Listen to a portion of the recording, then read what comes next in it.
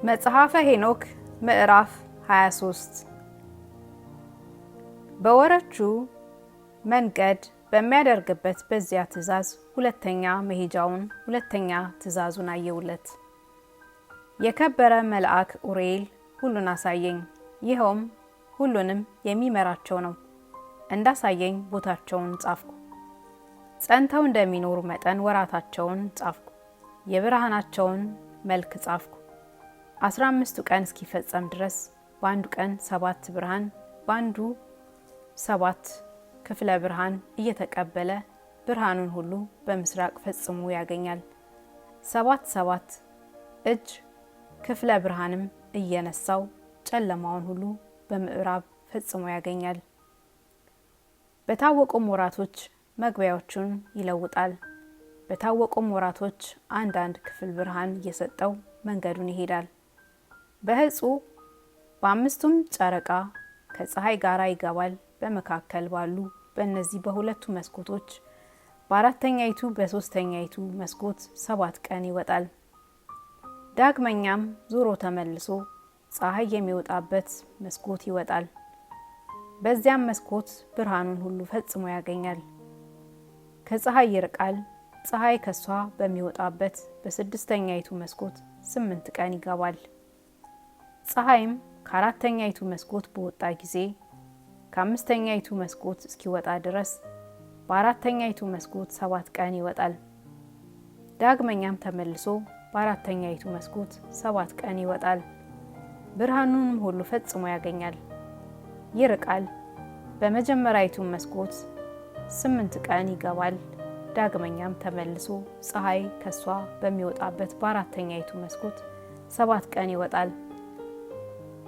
በየወራታቸው ስራት ፀሐይ አስቀድሞ እንዲወጣ እንዲገባ አናኗራቸውን እንደዚሁ አየሁ አለ።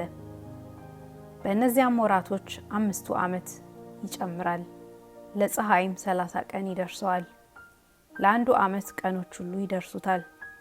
ከነዚህም ከ5ቱ ዘመኖች ተወጣተው ቀኖቹ 364 ቀን ይሆናሉ።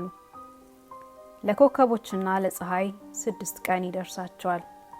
ከ5ቱ ዓመት 6 ቀን ሆኖ 30 ቀን ይደርሳቸዋል።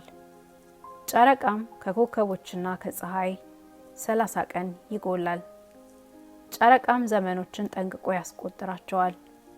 364 ቀን እየሆነ ጠንቅቀው በእውነት ዓመቱን ይለውጣሉ እንጂ ሁሉም ለዘላለሙ እንደሚኖሩት መጠን አንዲት ቀን አያተርፉም፣ አንዲትም ቀን አያጎሉም አለ።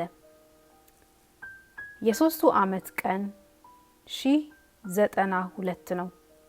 የ8ቱ ዓመት ቀኑ 2912 ቀን ይሆን ዘንድ የ5ቱ ዓመት ቀኑ 1820 ቀን ነው። ለጨረቃም ለብቻው ይደርሰዋል። የ3ቱም ዓመት ቀኑ 1062 ቀን ነው።